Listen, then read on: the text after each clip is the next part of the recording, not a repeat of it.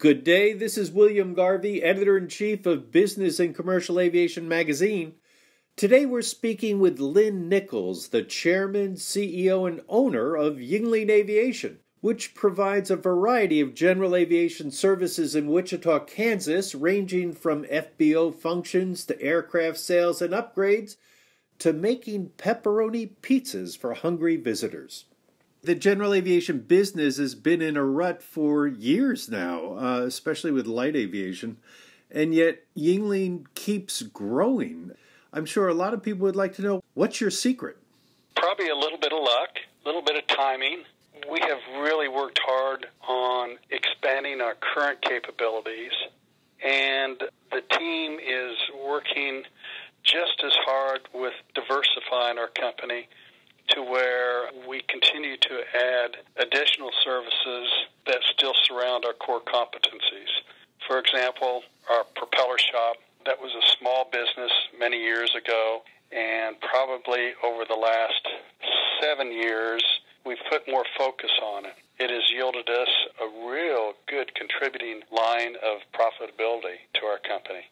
That shop handles every kind of propeller, right? That's correct. We overhaul and repair Hartzell, Macaulay, MT, Sensenich.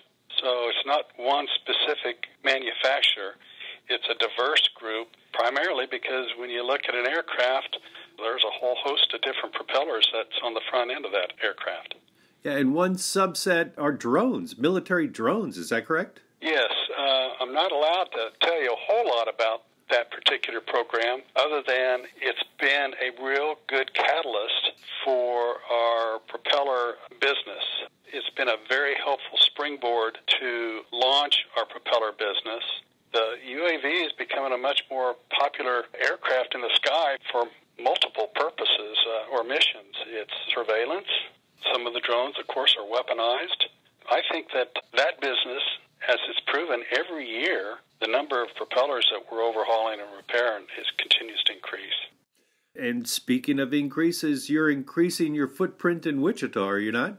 Yes, we are. As a result of our maintenance and avionics activity, we are breaking ground this month on a 23,000 square foot facility, and that will be a multi-purpose hangar, but primarily maintenance, where it allows us to kind of segregate some of our maintenance businesses, turboprops as well as jets, away from some of the other business such as piston-powered, and also it allows us to expand our avionics department as well. Over the years, Yingling has been involved in various upgrades and special outfittings for aircraft. One of the more recent ones is your remanufacture of Cessna Skyhawks. Can you give us a little history? What prompted you to do that, and what are the prospects for that program?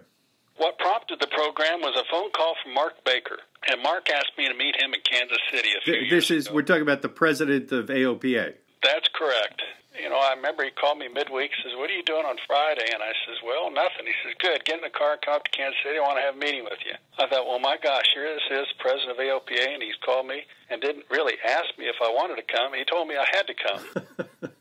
When I got up there, Mark then began to lay out how they've noticed as an organization the cost of new aircraft is getting out of the reach of flight training schools, flying clubs, and so forth. And one of the things that AOPA is getting behind is the concept of remanufacturing or extensive refurbishment of aircraft, which not only extends the life of the aircraft, but also reduces the price.